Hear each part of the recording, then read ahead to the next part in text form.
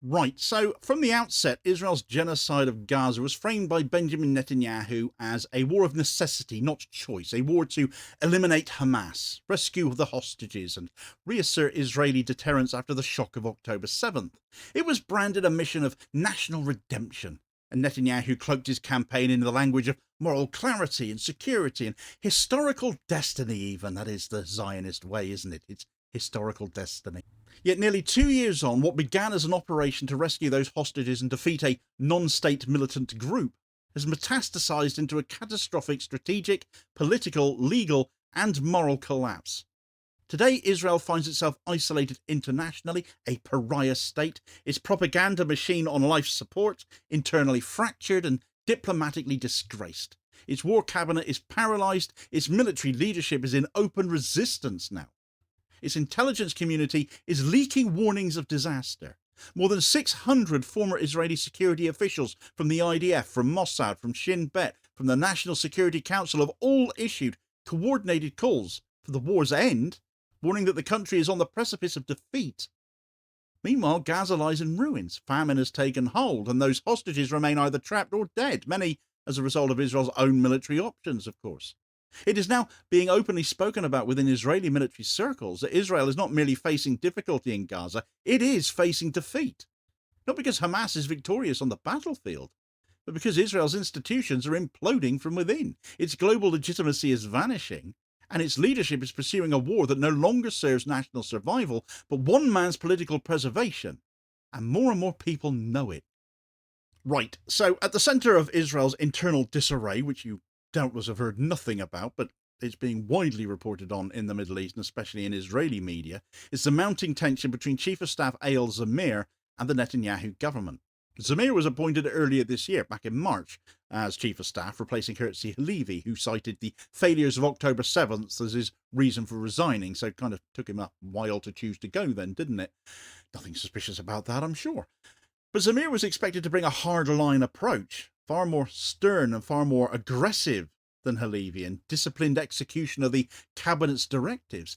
Yet instead he's emerged as a fulcrum of resistance against Netanyahu's push for full occupation of Gaza.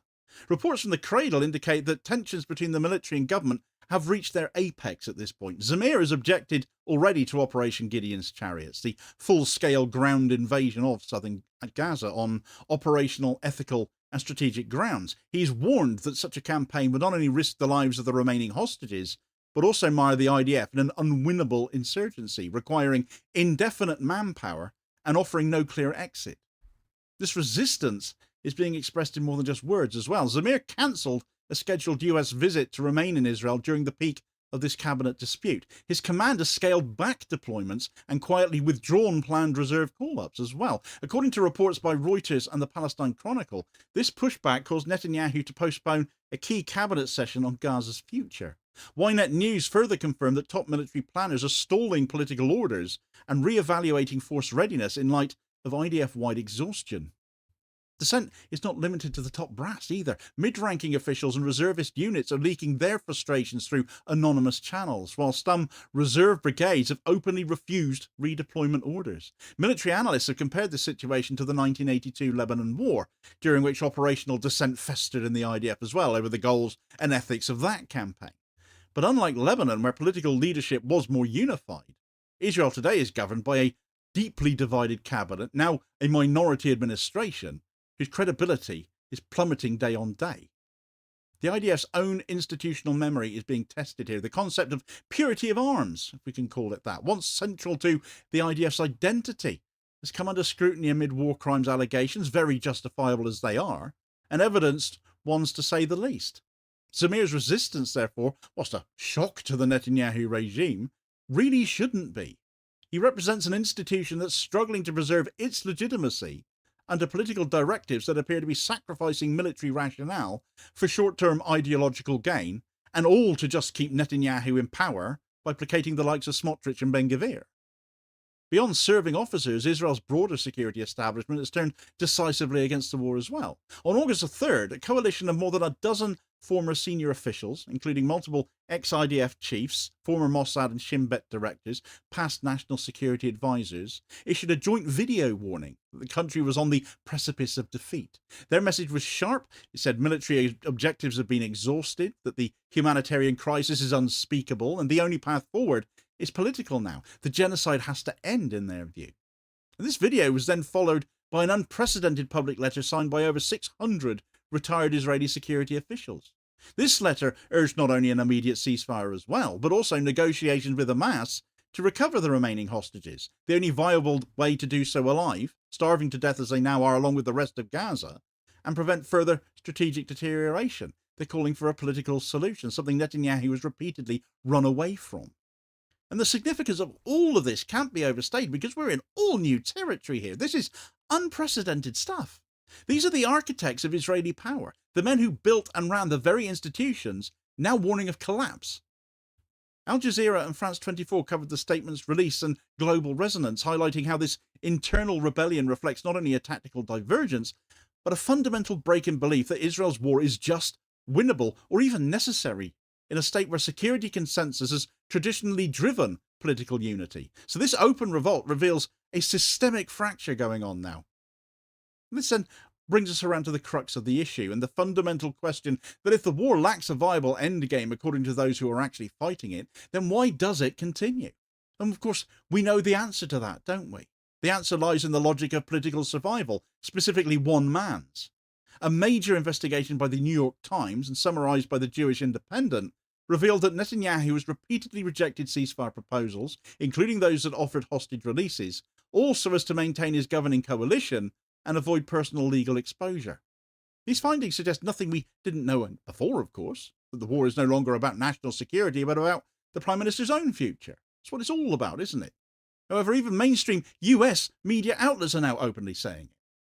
The Arab Centre DC has similarly characterised Netanyahu's strategy as a calculus of conflict, though they did so all the way back in April. The mainstream are finally catching up, as it were, all designed to delay political collapse as this is. So by sustaining war hysteria, Netanyahu has attempted to shield himself from both electoral accountability and international as well as national prosecution. Those arrest warrants came from the ICC anyway, didn't they? And the Israeli elections are not that far away either. Public trust is eroding. Polls conducted by Israeli outlets suggest that a growing majority of citizens blame Netanyahu for mishandling the war and the hostage crisis. Thousands of families of reservists and hostages are protesting outside his residence in Caesarea. Yet he clings to power by wrapping himself in the flag at immense human and national cost. The question of victory remains unanswered because victory itself has now become undefinable. What does that even mean anymore compared to the initial justification that was to go in and rescue the hostages? While Israel has degraded much of Hamas's visible infrastructure, the group perseveres. Intelligence reports leaked by Press TV suggested that Hamas's decentralized command and asymmetric tactics have allowed it to outlast Israel's most intensive campaigns. The IDF is stretched thin. Units are demoralized. Reservists are refusing call-ups in growing numbers. Suicides in the IDF are growing. And yet Netanyahu's cabinet continues to just keep demanding more. According to other reports, planners consider full occupation as being demanded, full annexation of Gaza now on top of the West Bank as a strategic suicide, especially in the absence of a long-term administrative solution.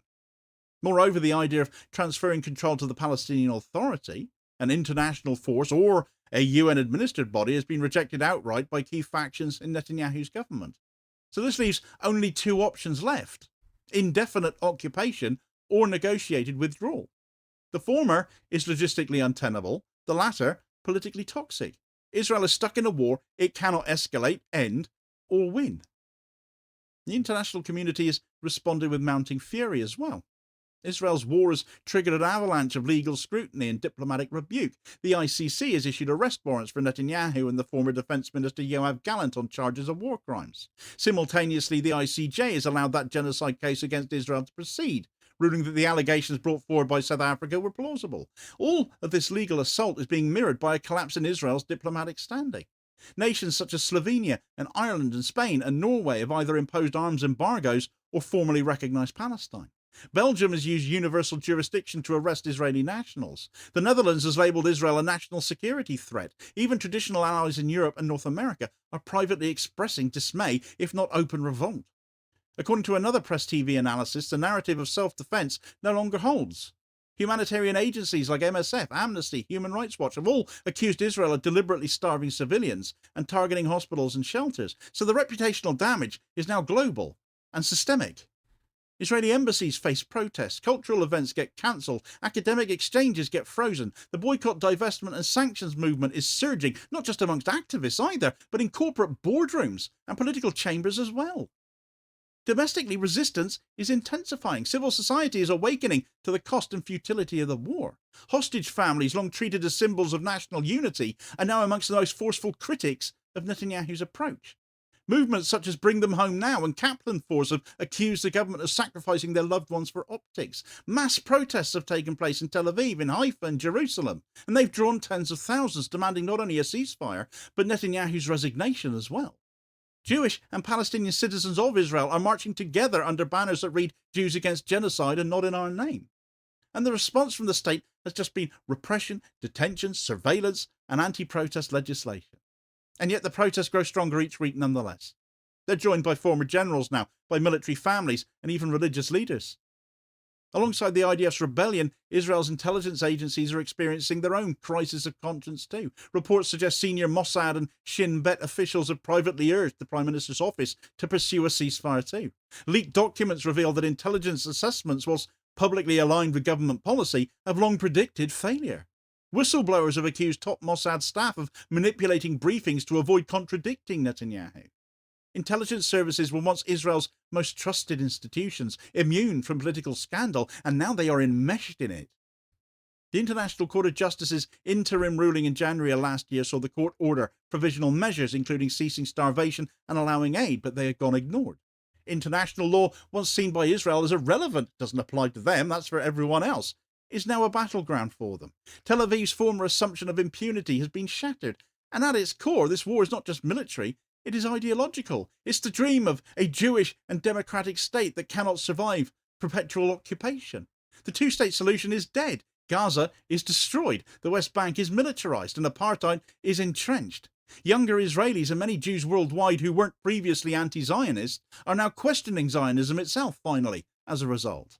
Protests in New York and London and Paris have featured slogans like anti-Zionist Jews for peace. This war is thus a death knell for liberal Zionism, and I'm all here for that. It is a racist, colonialist, vile ideology. But what remains is either a single apartheid state or a fundamental transformation from what currently exists, and it needs to be the latter. The IDF no longer believes in the mission they're on. The intelligence community have been warning a strategic collapse and are getting even louder about that. Hundreds of ex-security officials are demanding an end to this now. Civil society is rising in revolt. The world is watching and judging. This is not just a military failure, it's a crisis of legitimacy, of ethics and of governance. It is what defeat looks like in the 21st century. And no matter how special the chosen people of Israel think they are, how much of an exception to the rules of others that government thinks they should be, the truth is they aren't any different. The same rules do apply to them. So this is not a battlefield surrender. It's much bigger than just that. It's the slow implosion of a state that mistook power for principle, force for strategy, and silence for consent. Therefore, as much as the genocide continues, Israel has already lost it. Any semblance of something they can turn around and attempt to Hasbara into a victory is still going to be overwhelmingly Pyrrhic. The only remaining question left is whether its leaders will ever admit it, or whether they will drag the country deeper into the abyss to postpone what many of their own people, from the IDF to Mossad even now, are saying is an inevitable reckoning.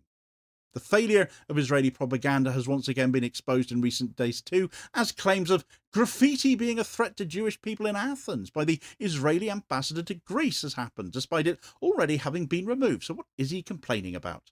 They've been devastatingly shredded nonetheless, though, by Athens' left-wing mayor, who has said he's going to take no lessons in morality from a nation that kills civilians. The blood of the people of Gaza apparently less important to this Israeli ambassador than some paint on a wall, which was anti-Zionist rather than anti-Semitic anyway, but they do like to conflate the two, don't they? Get all the details of that story in this video recommendation here as your suggested next watch. Please do also hit like, share and subscribe if you haven't done so already, so as to ensure you don't miss out on all new daily content, as well as spreading the word and helping to support the channel at the same time, which is very much appreciated. Holding power to account for ordinary working class people.